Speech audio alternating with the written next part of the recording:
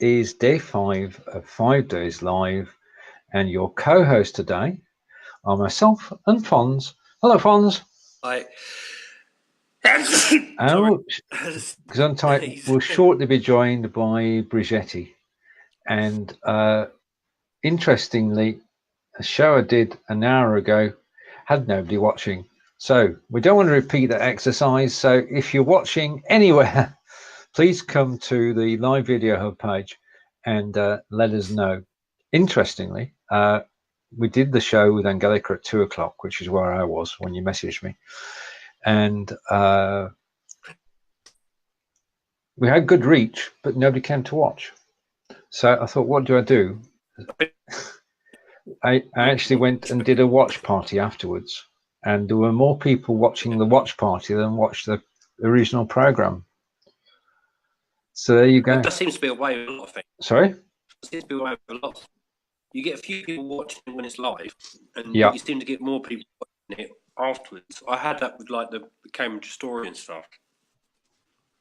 You get like massive amount of people afterwards. Yeah, it's crazy, isn't it? Yeah. Crazy. Right, okay. If you are watching now, this is Fonz and me, and shortly to be joined by Bridgetti. This is day 5 of 5 Days Live, and today's show is basically how you can best use live video for charity and good causes. Now, a show that will live long, as we'll say hello to Bridgetti first, whilst we're getting underway. If you're watching replay, thank you. If you do contribute to a charity and you'd like to promote that charity, then reach out to any of us and we'll see how we can help. As we say hello to Bridgetti. Hello, Bridgetti. Hello, Stephen. Hi, everyone. How are you?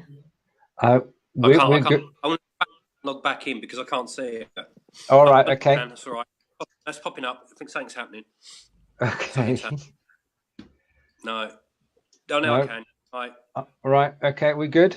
We're good. There is a delay on the mobile app. You've moved your office round. Bridgetti. Oh, yes. I have. I wasn't sure you were talking to me for a moment there, but yes, I have. Right now. You're out and about today. No, with my area, a lot of people all over Facebook. I've got the same network as me. Their broadband keeps dropping out, so I thought it's safer just to go on phones in there than that because it just keeps dropping out. You'll be on it for about 5 minutes and then it's just a nightmare. So I thought it's easier to do it this way to make sure that I don't drop out. Okay. All right, all good, and we'll carry on. Right, okay. I've got to put my hands up here and say I have no agenda at all, Bridgetti. I don't.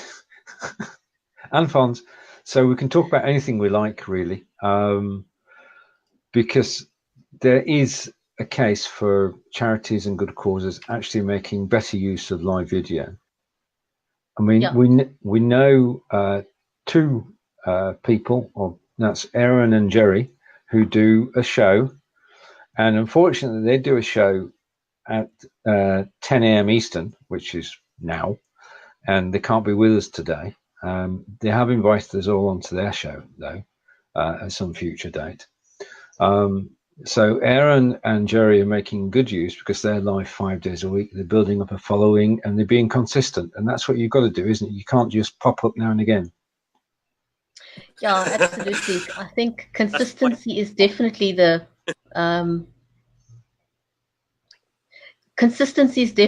key.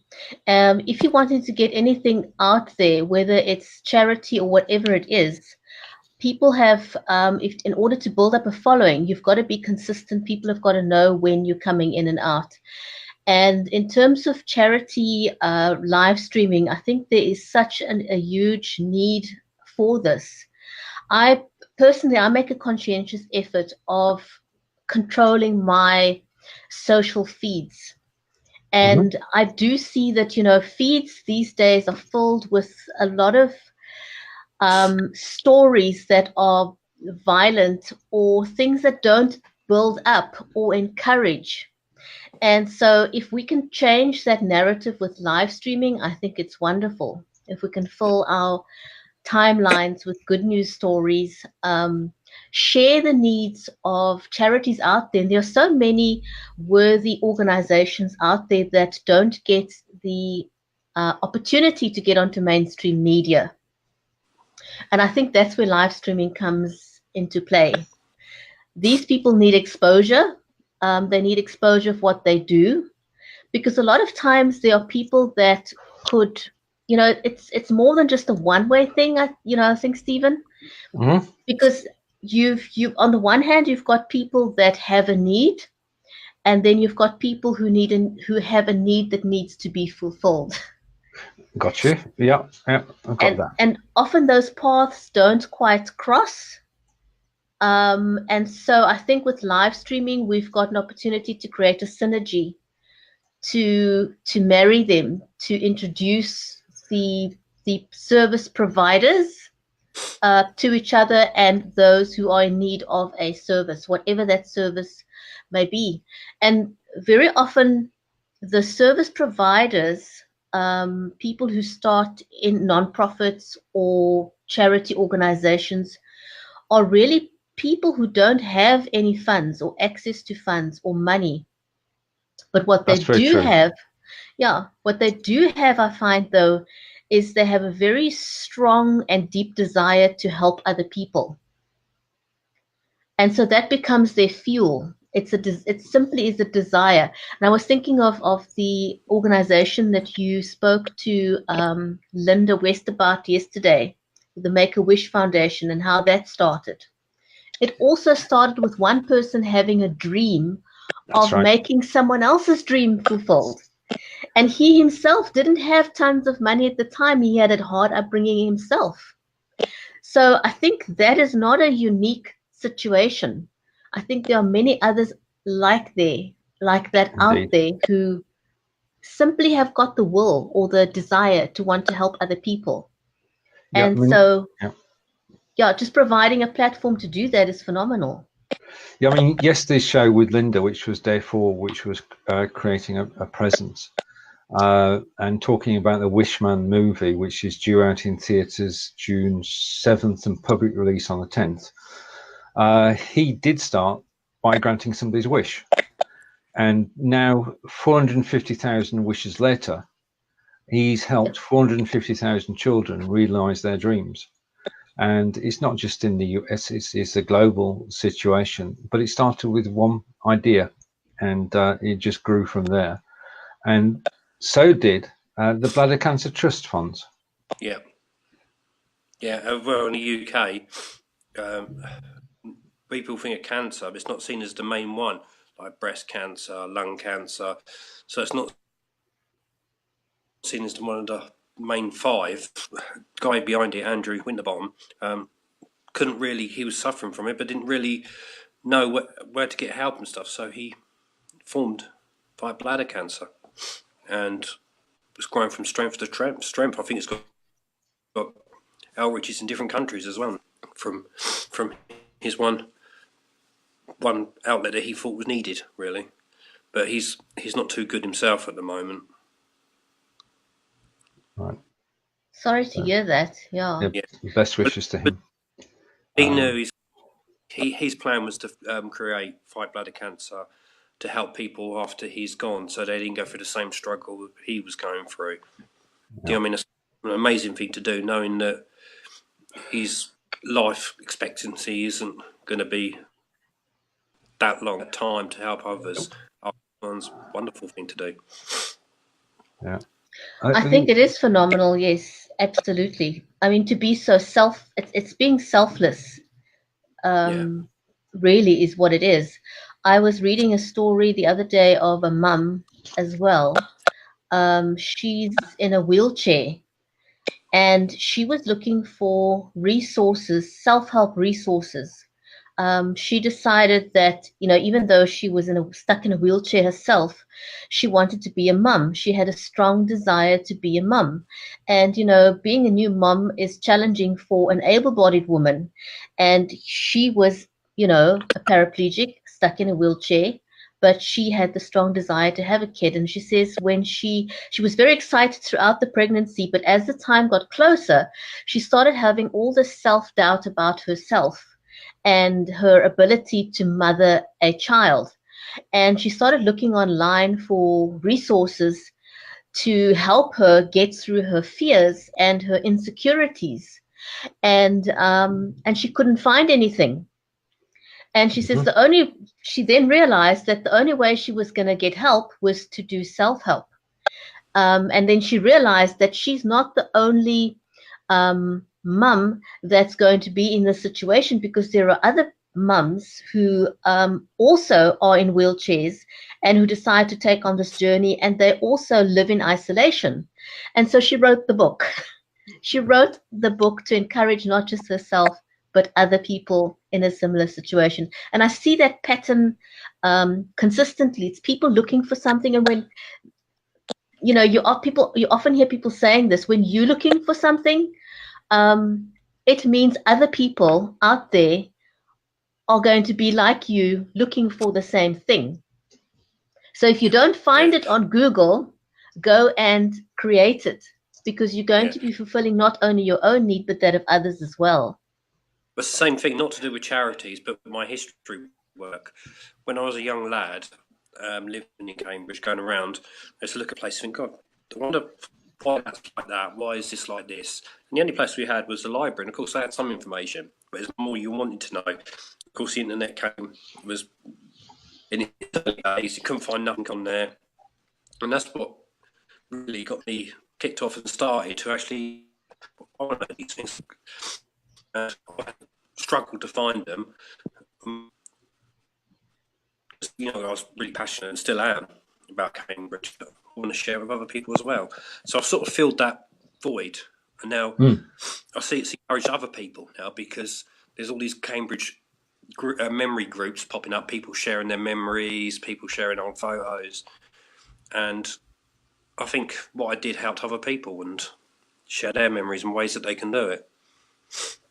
Yeah, as you said, Bridgetti and Fonz, it just takes something to actually start it and do it. And thinking about it is one thing, actually doing it is another.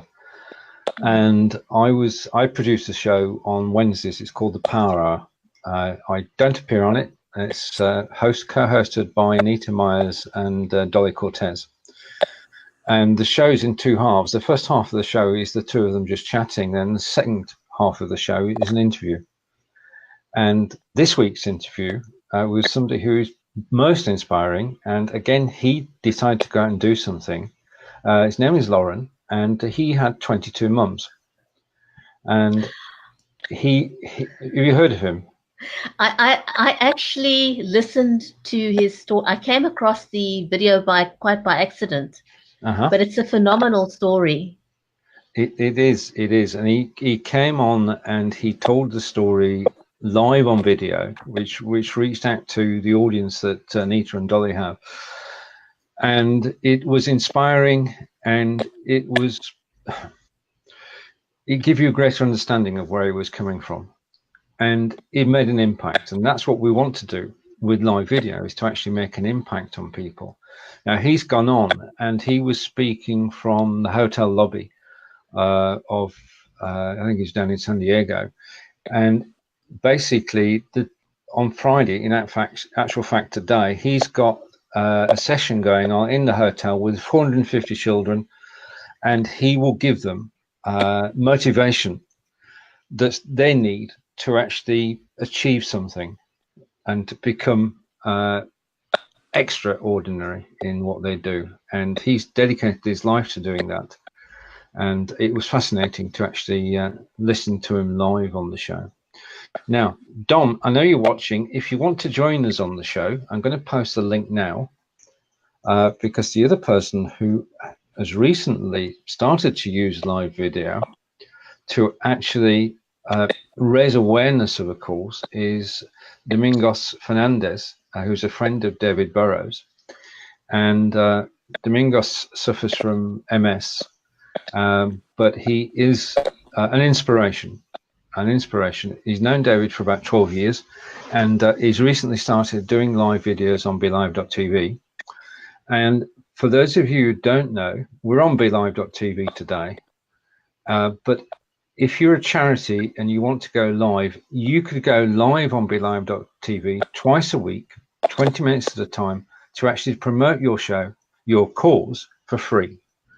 And I think that is a wonderful way to actually use BeLive, is just to have 1 or 2 regular short shows each week to get your message out. And you can do all sorts of things. You could tell a story, you can have guests on, and during those 20 minutes, you can actually raise awareness of your cause. All you need to do is to go to the BeLive.tv page, sign up for free, no credit card required, and you can have the free service forever, and broadcast twice a week for 20 minutes. I think the free thing, 20 minutes per 20 minutes a week, is perfect, really, for a charity or organisation to start out, because you can imagine none of them have got experience, well, most of them probably got no experience in film broadcast, like broadcasting like this, and it gives them an opportunity to start off 20 minutes and an opportunity to promote what they're doing. With BeLive, they can also put the information on the screen and share stuff, so it's a good thing, I think, in that respect. And of course, they can always progress to longer bits from that. True. I've got a comment in from Lita, who's watching us. I use BeLive to raise awareness of the need for rescue animal fosters. There you are. So that's a good cause, and it's a great way to actually use live video to actually raise awareness, is what it's all about. I mean, when people have a cause or a charity, it's not about money, it's about people giving time. And if you're a broadcaster and you can give lost funds, this is live, if you can give just 20 minutes a week and help promote awareness of a cause that you believe in, then just do it. Don't think about it, just do it. Just go live, see what the reaction is, broadcast to your friends to start with, and if that goes well, liaise with the charity and cause and see if you can actually broadcast on their page, because we all have skills that we've been learning for 3 years now, and we have the ability to go live at the drop of a hat, and if we can do that for a good cause, all well. The other thing that I was going to say, which I don't really see. Yeah, we've got sound problems, Fonz. I think we've lost Fonz a little bit there. We lost Fonz, so we'll drop Fonz down into. Oh, hang on, he moved in. This is live video. You can have fun with live video, and we often do. I can see that you're on the screen, Fonz, but I can't see. Right. Can you hear me now? Sorry. Yes, we can hear you clearly now. Yeah, the floor is yours. Yeah, no, I was saying that community radio stations, it'd be brilliant for them because they can leave it running, they can get the embed code and also put it on their website of actually in the studio as people's presenting shows. And they can also put the information on the screen, not necessarily broadcast the music in the show because it's presenters doing a little special extra bit, but it doesn't seem to have caught on so much. No. I mean, the ability of communities to actually go live. I mean, we go live as individuals, but it's rare for people to actually go live as a community or represent a community. Yeah, because I thought it'd be brilliant for people when you're interviewing somebody live in a radio station. Not only you're not doing the music, you're just doing at 2:00 we're going to come on talking to such and such, and you can actually see talking to them as well as hearing them. Then that's that bit over with. Yep. Bridgetti, sorry, you were cut across then. No, not at all. So yes, I think the applications that one could use live streaming for social good is absolutely endless, and And I think I like that you reminded people that they can use BeLive for free for 20 minutes. You can pack quite a bit in 20 minutes if you plan it correctly. You know, instead of just hitting the go live button, if you plan it correctly, you can get quite a substantial message across in 20 minutes. And so I think if there's anyone out there that's watching the show and they have something that they would like to raise, an awareness, and you're not sure about how to get started with BeLive TV, then reach out to us. Ask us. You know, we have an amazing community of almost 9,500 people in the BeLivers group that that's a huge resource for you to tap into.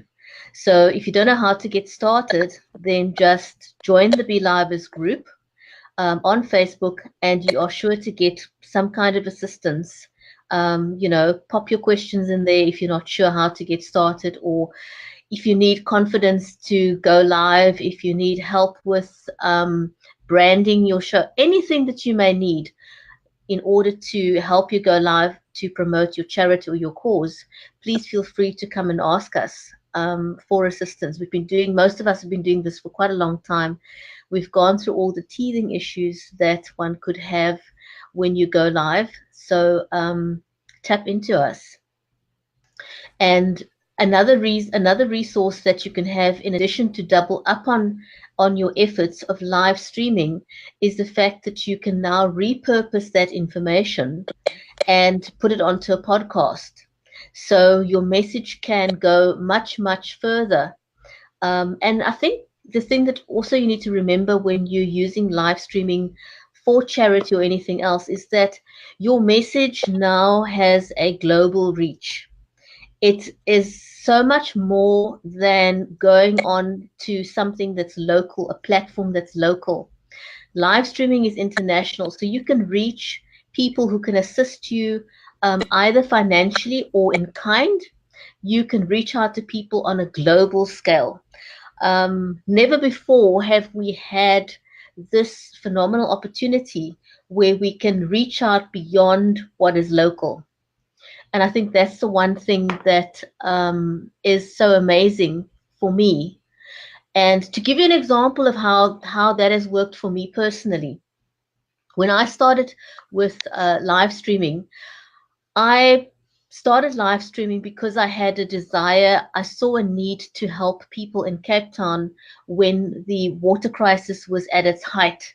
There was a need for people to receive information, a need for people to have a platform where they could communicate, a need for people where they could get access to experts on the topic. And I certainly wasn't an expert, not by a long shot, but I was a community member that was affected by the water crisis in Cape Town.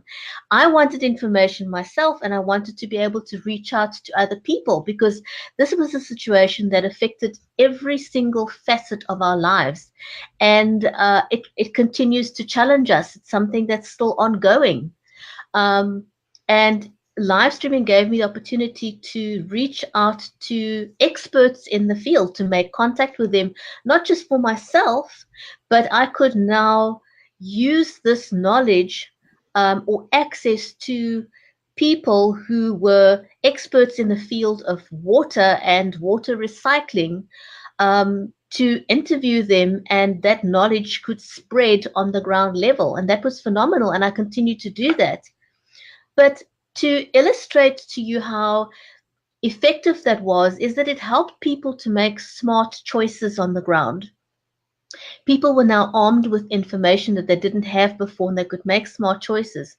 But in terms of how that had a global impact, unbeknownst to me, there were people in traditional media that somehow found my live streams and contacted me for interviews, not just on local radio and TV stations, but also international radio and TV stations reached out to me for interviews. So that was without me approaching traditional media or asking anyone to talk about it. They found me online. So that can happen for you too. You never know with live streaming who is going to be watching your show, because it also goes beyond your own network. So today, for example, it's myself, Stephen, and Fonz on the show. And so we're reaching not just my audience, but we're reaching Stephen's audience, we're reaching Fonz's audience. And by extension, people who watch will then share that into other networks. And so that is the amazing benefit of using live streaming when it comes to promoting your charity cause or your brand or whatever it is that you're wanting to promote. Because, I mean, part of it, the power of it is in the sharing, which is absolutely brilliant. But in addition to that, as you said earlier, it's the repurposing. And you can take the video that you create, and we've said you can create 2 videos a week for free if you use BeLive.tv, and you can take that video, edit it, and use it to promote your charity or cause, not just on Facebook, but in your blogs, on your website. Fonz has disappeared again. On your website, on YouTube, you can repurpose that content virtually everywhere. And if you do it as a podcast, as Bridgetti said, then people can listen to you as well as watching you. And so the power of doing short shows, 20-minute shows, 30-minute shows, is, well, it's very powerful. Hello again, Fonz. Right. Right. We can hear you fine. It's just you. I love live video, don't you, Bridgetti and Fonz? It's just absolutely. That's, you know, the one thing that I've learned with live video is to think faster on my feet, because it's a skill that you have to master. You literally have to learn to master that skill on your feet as you go. Oh. You know, it's like when they say you flying the plane as you're building it. it's pretty much the same thing, isn't it? It is. And the thing is that as well as unintentional things happening, you can experiment as well. Because when we did the 12-hour show, Fonz, you threw everything at it. You planned it out for 12 hours, and it came together, didn't it? And at that particular point in time, this is where Fonz freezes. And right, okay, now we can go from. I'll just drop Fonz into the lobby for a moment until he comes back to life. We can go from doing 2 20-minute videos a week for free, and if you get the paid version, then you can go broadcast 24/7 wherever you want, and the cost of that is just $15 or $25 a month. But once you've got that power, then you can do what Fonz did, and Fonz is going to describe now how he arranged, conducted, and well, it's Fonz's story. So Fonz, 3, 2, 1, fingers crossed. It's over. Okay, sorry. Yeah, 12-hour broadcast. Have we got Fonz back? Yeah. I've done 24 hours on radio before, but this was completely different. And doing with video, it was more of a challenge, because if something, you got gaps to fill, you just put loads of music in it. Like you pull out Bohemian Rhapsody, you pull out Day in the Life by the Beatles, and you pull out the long songs to fill the gaps. So that wasn't too much, but on video, it is a bit of a nightmare. And a few of the people that promised to appear didn't appear. And of course, people remember the schedule. I'm not how it was, which ones didn't appear, but a couple had a good reason, and a few which I was quite disappointed in. And Freddie was disappointed in one guest completely because he had to come out of retirement for them. He did. That was a memorable moment that will long live in the memory, Fonz. Yeah, he came out of retirement to cover for somebody who agreed, and basically wouldn't answer any messages or nothing, and basically disrespected cancer charities. But that's a different story. It is a different story. I mean, first of all, because of the Facebook limitations at the time, you had to go with 3 4-hour shows. Yeah, it did, yeah. Which worked because people still carried on. And by having a break in between, actually got new people as well. So like people who were on but didn't see the first 2 hours joined the second 2 hours, say. And we had a few also technical people couldn't hear bits and, but we got around them by holding signs up. And we did. The sound went, and we had a quiz. Yeah, I was saying, but no, but it didn't work too well on radio because it's also being broadcast on North Arts FM. So yeah, that's right. We're losing your Fonz again. I think we've. The signal's just gone a bit too weak. Yeah, the signal's too weak, Fonz. So if you could refresh, and whilst you're doing that, the show was run for 12 hours. It was for Bladder Cancer Charity, which is based in the UK. And Fonz arranged a running order, which ran the 12 hours, a mixture of interviews and quizzes and discussions. And the whole day worked so well. Thousands of people were reached watching the video. And in addition to people actually watching the show, Fonz had a charity page as well, and funds were raised alongside the show. That wasn't the prime purpose, though. The prime purpose was to raise awareness of bladder cancer, and we welcome back Fonz.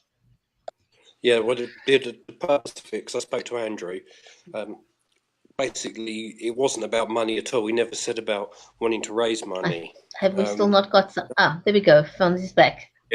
Yeah, no, it wasn't about raising money for Andrew.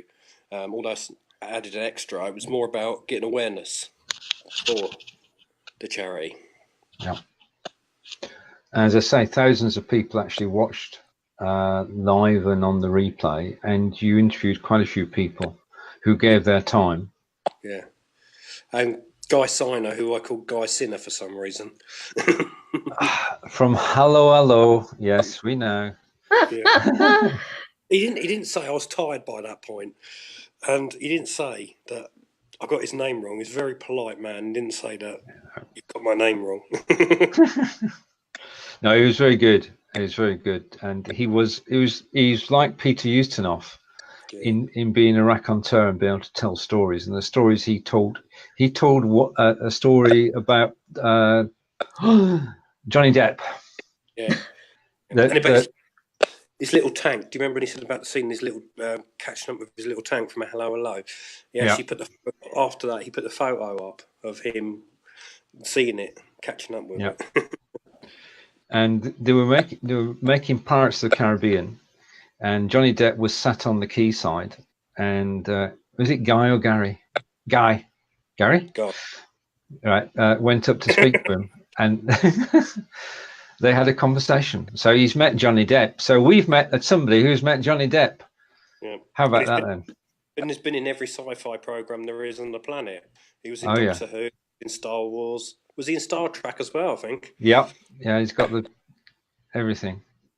Yeah, he's been in all of them. He's a really nice guy, and to take his time out to do it. He's very polite as well. Like, not saying my name's not that. He just carried on, which is that's a sign of a good actor, a trooper, as they say.